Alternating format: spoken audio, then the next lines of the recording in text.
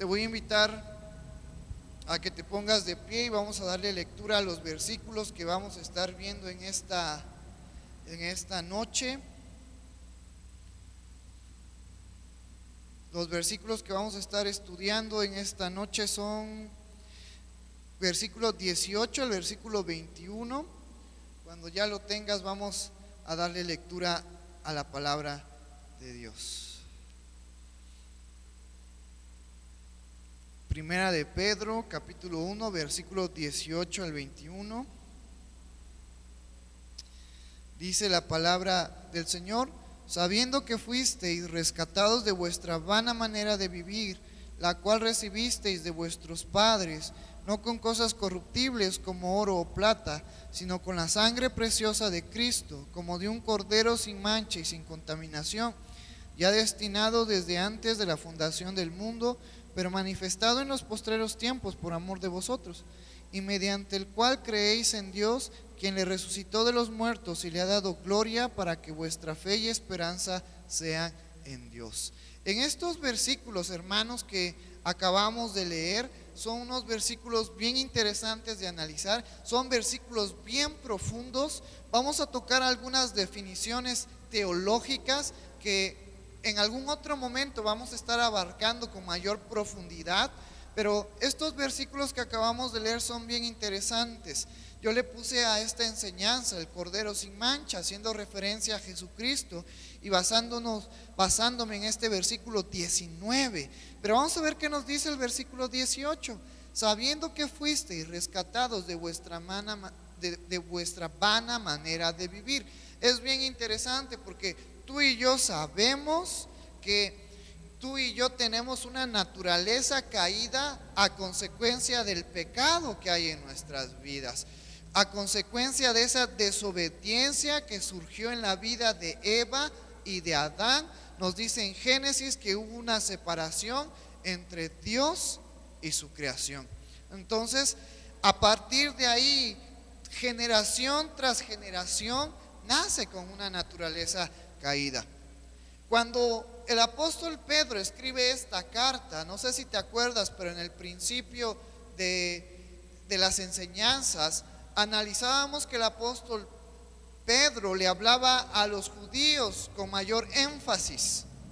Hay algunos versículos que fueron dedicados para los judíos, y también es bien interesante analizar esta parte de este versículo 18, porque cuando nos dice sabiendo que fuisteis rescatados de vuestra vana manera de vivir, podemos tener dos comparaciones. La primera comparación o el primer objetivo que el apóstol Pedro tuvo era para los judíos, que comprendieran que la ley y las acciones y las obras de la ley no iban a justificarlos ante Dios. Ellos creían que practicando la ley, ya no de corazón, sino de una manera mecánica, practicando esas obras que se encuentran en la ley, iban a poder ser justificados ante Dios. Y la segunda manera de ver esta frase es para los gentiles como tú y como yo, que fuimos rescatados de una vana manera de vivir, que tú y yo estábamos en desobediencia. A lo mejor no practicábamos la ley, pero tú y yo estábamos sujetos al pecado. Mira lo que nos dice Efesios capítulo 2, es una carta escrita por Pablo y es muy interesante de analizar. Es un resumen de nuestras vidas ahora con Cristo y antes de Cristo.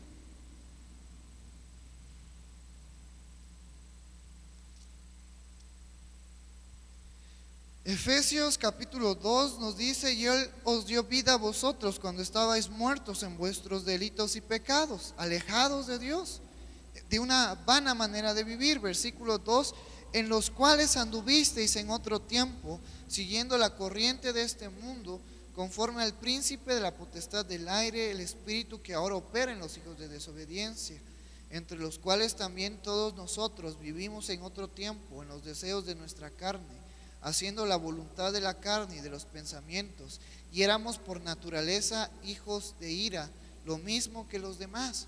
Pero Dios, que es rico en misericordia, por su gran amor con que nos amó, aun estando nosotros muertos en pecado, nos dio vida juntamente con Cristo.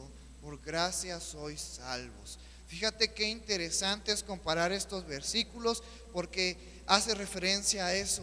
Nuestras vidas cambiaron, nuestras vidas que estaban sujetas al pecado y que los gentiles no hacían nada por poder acercarse a Dios, y también los judíos que estaban sujetos al pecado, pero ellos pensaban que con sus obras iban a poder agradar a Dios. Pedro les recuerda que esa no es la forma correcta para poder agradar a Dios.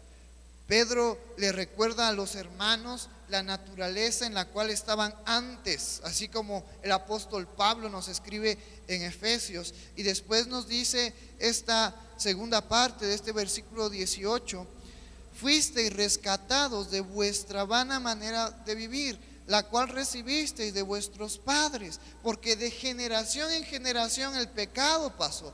Nos dice en Romanos que así como por un hombre entró el pecado, también la muerte, y pasó a toda la humanidad. Entonces, de generación en generación el pecado se hacía presente en la vida de las personas. Todas las personas, a excepción de una que más al rato tú y yo vamos a ver, todas las personas nacen con una naturaleza caída, nacen con una naturaleza apartada, enemistada con Dios. Y luego nos dice que no con cosas corruptibles como oro o plata, porque la salvación, porque el ser reconciliados con Dios no se puede comprar con obras, no se puede comprar con dinero, no se puede comprar con bienes, no se puede comprar con riquezas. Muchas veces nosotros tratamos de agradar a Dios a través de nuestras acciones, pero se nos olvida que no hay forma alguna de agradar a Dios por medio de eso. Mira ahora que nos dice el versículo 19: sino con la sangre preciosa de Cristo, como de un cordero sin mancha y sin contaminación. Nosotros fuimos redimidos de esa naturaleza caída, no gracias a un precio material, no gracias al oro, a las riquezas, no gracias a las ofrendas o a los diezmos que se levantan cada domingo, sino gracias a la sangre de Cristo, haciendo referencia a ese sacrificio que Jesucristo tuvo que pasar para redimirnos de nuestra naturaleza caída de pecado. Entonces el apóstol Pedro les está recordando esto a los hermanos, y este es un recordatorio para nosotros que debemos depender completamente de Cristo antes de lo que yo pueda ofrecerle a Dios. Lo que yo pueda ofrecerle a Dios en esta condición de imperfección no es suficiente para agradar a Dios. Necesito creer en Cristo para poder agradar a Dios. Y le damos gracias a Dios porque nosotros hemos creído ya en Cristo. Pero debemos de recordar eso, que Cristo es el que nos acerca a Dios, el que nos hace aceptos a Dios. Y después es bien interesante cómo el apóstol Pedro nos da algunas características de nuestro Señor Jesucristo. Voy a volverte a leer el versículo 19. Sino con la sangre preciosa de Cristo, esa sangre que fue derramada, mucho más preciosa que el oro, mucho más preciosa que el dinero, mucho más preciosa que cualquier material que tenga un valor en este mundo. La sangre de Cristo es tan poderosa que pudo redimir nuestras vidas del pecado. Y mira qué más nos dice el apóstol Pedro: como de un cordero sin mancha y sin contaminación, haciendo referencia en el Antiguo Testamento para remisión de pecados. Se nos dice en el libro de Éxodo, de Números, de Levíticos, que se tenía que llevar un cordero para expiación de pecados, y Jesucristo cumplió eso. Por eso en Hebreos nos dice que las cosas que se hicieron en el Antiguo Testamento son un simbolismo de lo que Cristo vino a cumplir. Y fíjate cómo el apóstol Pedro nos describe ese sacrificio de Jesucristo como un cordero, pero nos dice sin mancha y sin contaminación. ¿Por qué el apóstol Pedro nos dice sin mancha y sin contaminación? Y a lo mejor en algún otro momento podemos abarcar acerca de lo que yo te voy a comentar.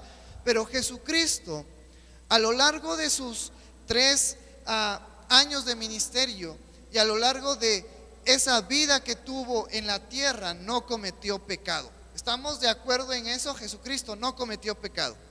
de ninguna forma. Por eso es que el apóstol Pedro menciona aquí que ese cordero sin mancha y sin contaminación, pero también Jesucristo, cuando fue llevado por el Espíritu Santo al desierto antes de iniciar su ministerio, llegó Satanás a tentarle.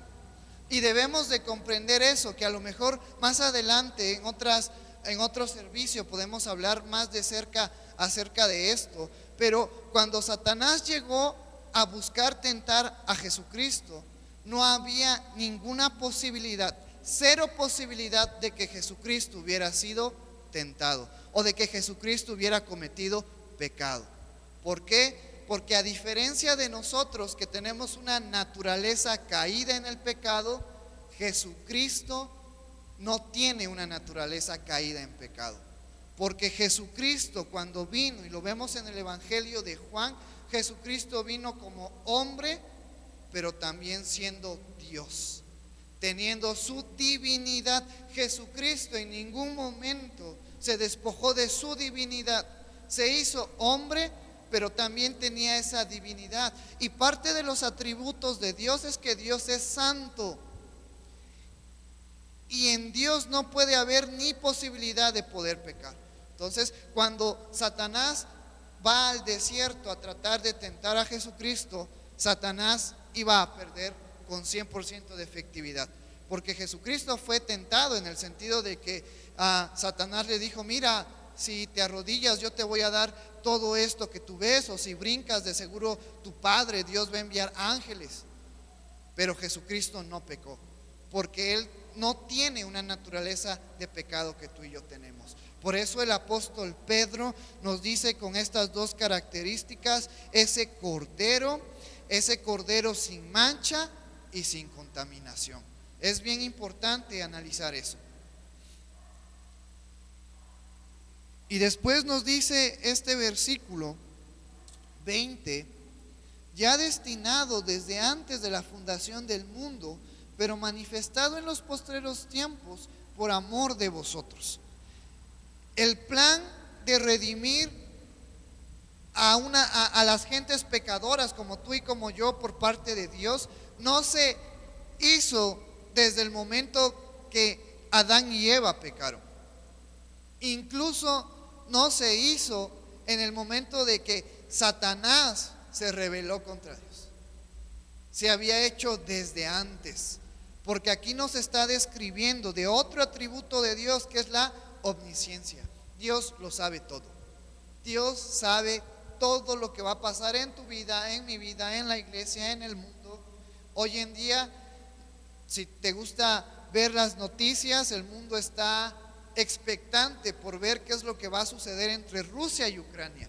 Muchos especularon que la guerra iba a iniciar ayer, otros especulan que la guerra va a iniciar el fin de semana, otros dicen que no va a haber guerra, pero tú y yo no lo sabemos. Yo puedo poner en una balanza 50-50 que hay guerra o no hay guerra, pero el que ya lo sabe todo es Dios, porque Dios es un Dios omnisciente que lo sabe todo, lo que va a suceder hoy, lo que va a suceder en un mes y lo que va a suceder en 1000 años. Por eso cuando nos menciona el apóstol Pedro esto, sabiendo lo que ya habíamos visto, ya destinados desde antes de la fundación del mundo, Dios ya tenía ese plan perfecto para redimir a la humanidad antes de que la humanidad hubiera caído en pecado.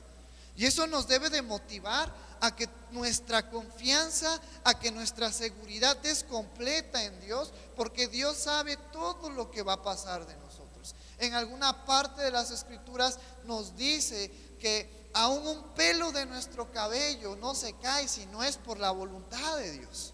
Entonces nosotros debemos de estar confiados en Dios, porque Él tiene cuidado de nosotros, y no a un plazo corto, sino a un plazo bien largo, porque Jesucristo y porque Dios ya saben todo lo que va a suceder en nuestras vidas.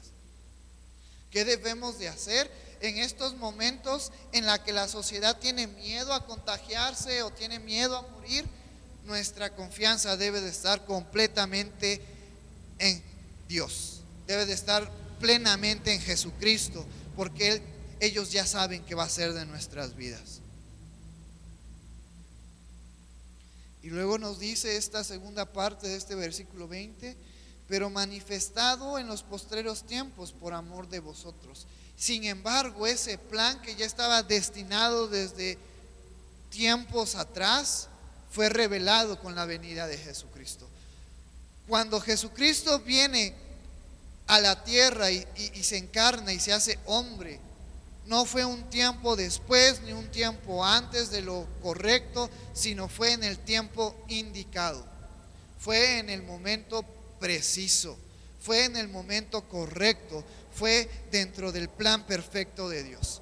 ¿Y por qué Jesucristo tuvo que venir antes del Antiguo Testamento? Para que tú y yo aprendiéramos de los errores del pueblo de Israel, para que tú y yo no cometiéramos los mismos errores que el pueblo de Israel cometió. Y muchas veces, si analizamos nuestras vidas, somos como el pueblo de Israel. Y debemos de entender que las enseñanzas del Antiguo Testamento son para nuestro conocimiento, para que tú y yo no caigamos en los mismos errores que ellos cayeron. Entonces también el tiempo que tú y yo vivimos después de Cristo es un tiempo privilegiado que debemos de valorar, que debemos de honrar. Tocábamos un par de miércoles atrás que los profetas deseaban ver el cumplimiento de sus profecías con respecto al Mesías, con respecto al Salvador del mundo. Y ellos ya no lo vivieron porque lo que profetizaron fue para nosotros. Entonces nosotros debemos de valorar el tiempo en el cual vivimos, que ya conocemos, que se nos fue revelado a Cristo y que tenemos su testimonio en la palabra de Dios y que tenemos al Espíritu Santo ahora en nuestras vidas, y debemos de empeñarnos por llevar una vida agradable a Dios.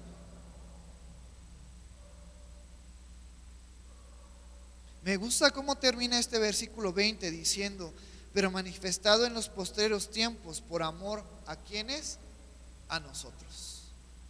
Porque vivir en el Antiguo Testamento, y si tú sigues nuestro plan de lectura entre semana, ahorita que estamos en los libros pentateucos, vivir en el Antiguo Testamento era duro. Fíjate qué tan duro era, que por el simple hecho de tú tocar un animal muerto, te contaminabas. Por el simple hecho de que un familiar tuyo se muriera y tú fueras a organizarle el funeral y tocar a su cuerpo, te contaminabas. Por el simple hecho de comer un animal que no estaba entre la lista de los animales puros, te contaminabas. Y tenías que guardar un tiempo. Fíjate qué difícil era la situación en el Antiguo Testamento para las mujeres. El hecho de tener un bebé, si era hombre o niña, te contaminabas y tenías que guardar un tiempo antes de poder venir a presentar a tu bebé. El Antiguo Testamento era difícil de vivirlo. Y más nosotros que somos imperfectos, porque Romanos, el apóstol Pedro nos es bien claro que la ley que fue dada por medio de Moisés al pueblo de Israel es perfecta. Pero el problema es que nosotros somos imperfectos. Entonces, si nosotros siendo imperfectos queremos guardar algo que es perfecto, no vamos a poder lograrlo. Por eso es que tuvo que venir Jesucristo, porque Jesucristo era perfecto. Y ya vimos que Jesucristo no solamente no pecó, sino durante su vida que estuvo en esta estancia, en esta tierra, no había probabilidad alguna de que Él pecara, porque Él era perfecto. Entonces, por eso es que Jesucristo logró cumplir la ley, porque Él era perfecto. Y ahora, por medio de nuestra fe en Jesucristo, nosotros somos aceptos a Dios. Y es bien interesante analizar este punto de vista, que es cierto y que a lo mejor lo pasamos por alto muchas veces.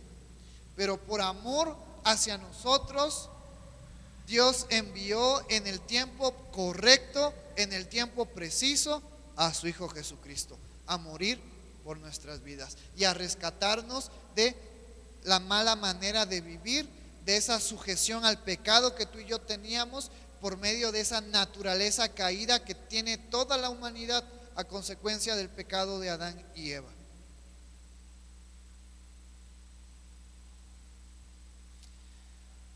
Versículo 21: y mediante el cual creéis en Dios, quien le resucitó de los muertos y le ha dado gloria, para que vuestra fe y esperanza sean en Dios. Y mira cómo termina este versículo 21. Voy a volver a darle lectura una vez más. Y mediante el cual creéis en Dios, quien le resucitó de los muertos y le ha dado gloria, para que vuestra fe y esperanza sean en Dios. Dos puntos interesantes en tocar en este versículo.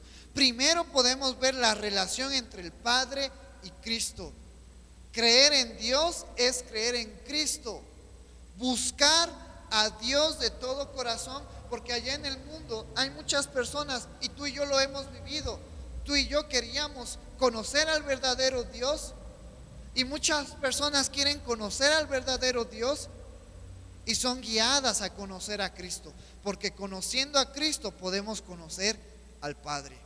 Y en este versículo también, cuando se toca la palabra Dios, está haciendo referencia a Dios Padre. Entonces mira lo que nos dice el Evangelio de Juan, capítulo 6, versículo 44 al 45. Hablando Jesucristo: ninguno puede venir a mí si el Padre que me envió no lo trajere, y yo le resucitaré en el día postrero. Escrito está en los profetas, y serán todos enseñados por Dios. Así que todo aquel que oyó al Padre y aprendió de él, viene a mí. Palabras interesantes que Jesucristo nos dice. No pueden venir a mí, no pueden creer en mí, sino primeramente tienen que pasar por el Padre, por la voluntad del Padre.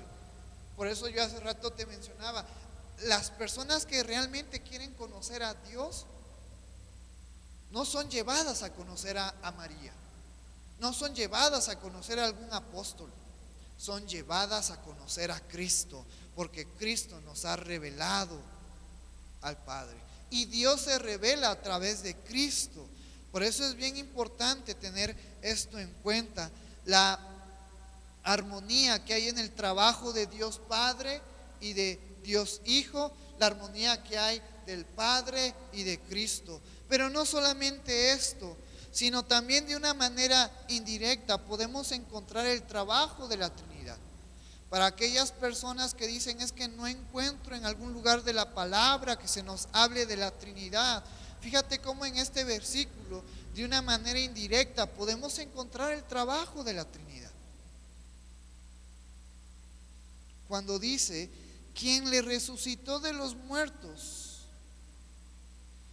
Dios Padre resucitó a Jesucristo. Mira lo que nos dice en Hechos capítulo 2 versículo 24. Pedro ya había escrito un par de años atrás este acontecimiento en Hechos, y mira qué nos dice, hablando de la resurrección de Jesucristo: al cual Dios levantó, suelto los dolores de la muerte, por cuanto era imposible que fuese retenido por ella.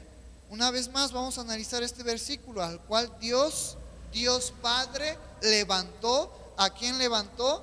A Cristo de entre los muertos.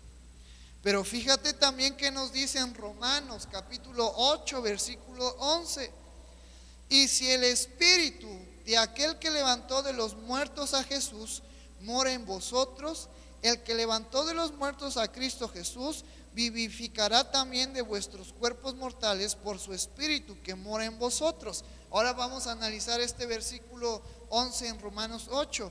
Y si el Espíritu, cuando nos dice aquí el Espíritu, está haciendo referencia al Espíritu Santo de aquel, ¿de quién? De Dios Padre, que levantó de los muertos a Jesús. Entonces, no solamente estuvo involucrado Dios Padre para que Jesucristo resucitara, sino ¿quién estuvo también involucrado en la resurrección de Jesucristo? El Espíritu Santo. Pero mira también que encontramos en el Evangelio de Juan capítulo 10 versículos 17 al 18, hablando una vez más Jesucristo: por eso me ama el Padre, porque yo pongo mi vida para volverla a tomar. nadie me la quita, sino que yo de mí mismo la pongo. Tengo poder para ponerla y tengo poder para volver a tomar. Ese mandamiento recibí de mi Padre. También Jesucristo sabía que Él tenía autoridad para poder resucitar entre los muertos. Entonces, la Trinidad estuvo funcionando en la resurrección de Jesucristo.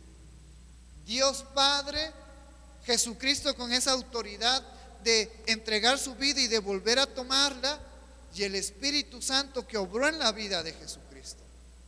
Entonces, ¿quiénes estuvieron involucrados en la resurrección de Jesucristo?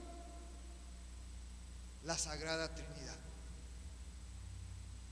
Y cuando hacemos referencia a la Sagrada Trinidad, podemos decir Dios. Y estas 4 palabras, Dios, en términos generales, hacen referencia a Dios Padre, a Cristo y al Espíritu Santo. Es algo impresionante. Por eso, cuando hemos tocado de la Trinidad en otros versículos, yo te soy bien sincero, si me preguntasen, Misael, ¿tú puedes explicar al 100% cómo funciona la Trinidad? No puedo hacerlo porque está fuera de mi entendimiento. Hay cosas que podemos entender, pero poder entender cómo es que funciona la Trinidad, 3 en 1, por ahora no podemos entenderla por completo. Llegará el momento, porque acuérdate que estamos en un cuerpo mortal, en un cuerpo perecedero, pero va a llegar el tiempo que vamos a ser glorificados a un cuerpo donde ya no haya pecado en nuestras vidas, a un cuerpo glorioso. Y también yo estoy seguro que nuestro entendimiento, cuando tú y yo tengamos ese cuerpo de gloria, va a poder entender mucho más de lo que podemos entender ahora. Pero con esto nos basta saber que cuando nos dice en este versículo que quien le resucitó de los muertos, ya hace referencia a Dios Padre, también estaba el Espíritu Santo y también estaba Jesucristo involucrado en la resurrección. Y luego nos dice esta segunda parte de este versículo 21, y le ha dado gloria para que vuestra fe y esperanza sean en Dios. El que Jesucristo haya entregado su vida emocionalmente y físicamente no era fácil para Jesucristo, porque iba a sufrir. Jesucristo no podía pecar, pero sí tenía miedo, pero sí tenía tristezas, pero sí tenía enojo, pero sí tenía hambre como tú y como yo. Jesucristo sabía la aflicción y la agonía por la cual Él iba a pasar. Por eso, si tú te acuerdas, en el jardín del Getsemaní le oró al Padre y le dijo: pase de mí esta copa si es tu voluntad. Porque Jesucristo sabía que iba a sufrir. Pero ese sufrimiento que Jesucristo tuvo en aquella cruz no fue en vano, porque por medio de su muerte tú y yo fuimos redimidos del pecado, fuimos comprados, fuimos vueltos a conectar con Dios. Pero también fíjate lo que nos dice en Filipenses capítulo 2, versículo 8 al 11. Y estando en la condición de hombre, hablando de Cristo, se humilló a sí mismo, haciéndose obediente hasta la muerte y muerte de cruz, por lo cual Dios, aquí entre paréntesis, Dios Padre, también le exaltó hasta lo sumo y le dio un nombre que es sobre todo nombre, para que en el nombre de Jesús se doble toda rodilla de los que están en los cielos y en la tierra y debajo de la tierra, y toda lengua confiese que Jesucristo es el Señor, para gloria de Dios Padre. 2 cosas pasaron cuando Jesucristo resucitó para Él. Dios Padre lo elevó hasta lo sumo. Y esta palabra sumo significa que Jesucristo recibió el máximo puesto de honra y de gloria que alguien puede recibir. Solamente Jesucristo. Pero también que nos dice este versículo, aparte de que lo exaltó hasta lo sumo, le dio un nombre que es sobre todo nombre. Esa es nuestra fe en Jesucristo. Y después termina este versículo: para que en el nombre de Jesús se doble toda rodilla de los que están en los cielos y en la tierra y debajo de la tierra. La creación que fue hecha en el cielo como los ángeles, la creación que fue hecha en la tierra como tú y como yo, y cuando hace referencia a los que están debajo de la tierra, hace referencia a esos ángeles caídos, que una gran parte está encarcelada, y a todas aquellas personas que están perdidas. No hay nadie que sea superior a Jesucristo. Todas las personas, desde los ángeles hasta los mortales hombres como tú y como yo, hasta los ángeles caídos, todos saben el puesto que Jesucristo tiene, y todos se deben de arrodillar ante Jesucristo por ese sacrificio que Él hizo en aquella cruz. Y luego termina: y toda lengua confiese que Jesucristo es el Señor, para gloria de Dios Padre. Esa es nuestra fe. Esa es nuestra fe: Cristo, su resurrección, su regreso. ¿Te acuerdas cuál es nuestra esperanza viva? Que tú y yo tenemos una herencia incorruptible, incontaminada, inmarcesible, reservada para nosotros en los cielos. Y tú y yo podemos estar tranquilos, y tú y yo podemos estar en paz, porque nuestra fe y nuestra esperanza están en Dios. Por eso este versículo 21 termina. Voy a volverle a dar lectura una vez más a este versículo: mediante el cual creéis en Dios, quien le resucitó de los muertos y le ha dado gloria, para que vuestra fe y esperanza sean ¿en qué? En Dios. En Dios lo tenemos todo. Esa fe que es nuestra fe en Jesucristo, esa esperanza que es una mejor vida en el cielo, están guardadas, están seguras en Dios Padre. Entonces, en esta hermosa noche yo te animo a que tú y yo sigamos fervientes, entusiasmados por seguir viviendo la vida que Dios nos manda a vivir. Tú y yo ya no estamos más en el pecado. Recordamos así brevemente que a través de la muerte de Jesucristo hemos sido comprados de la esclavitud de pecado, hemos sido redimidos, hemos sido reconciliados con Dios. Ahora debemos de valorar ese sacrificio y seguir adelante, viviendo una vida conforme a la palabra de Dios. Entonces, en esta noche yo, hermano, te animo, te exhorto a que sigamos esforzándonos para vivir una vida agradable a Dios. Va a ser difícil, va a costarnos, pero acuérdate que en Dios tú y yo podemos, que en Cristo tú y yo somos más que vencedores. Entonces, de una manera directa debemos de esforzarnos por llevar una vida conforme a la palabra de Dios, no conforme a la sociedad quiere, no conforme a mis ideas, no conforme a mis pensamientos, sino conforme a lo que la palabra de Dios nos dice. ¿Y por qué Pedro escribe estos versículos? Porque acuérdate que durante la carta, durante el escrito de esta carta, los judíos estaban siendo perseguidos. Muchos tenían una prueba y las autoridades romanas les daban un chance a los cristianos de poder salvarse. ¿Cuál era ese chance? Que negaran su fe en Jesucristo. Les decían: tú y tu esposa y tus hijos van a vivir, no van a ser comidos por los leones, no van a ser decapitados, no van a ser crucificados, pero niega a Jesucristo. Entonces, fíjate cómo Pedro escribe estos versículos para animar a los judíos, a los gentiles, a todo cristiano, para que se mantuviera firme en su fe, para que ellos recordaran que nuestra fe, que nuestra esperanza, que nuestra vida está guardada en Dios. Y eso es lo mejor, porque si nuestra vida está guardada en Dios, nada malo nos va a pasar. Probablemente muchos cristianos murieron y muchos cristianos van a seguir muriendo en estos días, pero tú y yo tenemos una vida por toda la eternidad al lado de Dios, porque Él nos guarda. Y para ser más específicos, cuando yo digo guardar, estoy hablando de esa vida eterna, que Él nos guarda nuestro espíritu para poder vivir con Él una vida eterna. Hoy probablemente tenemos que sufrir y Dios nos puede guardar, pero Dios ya nos guardó en el momento de que Él nos va a rescatar y nos rescató por medio de Cristo.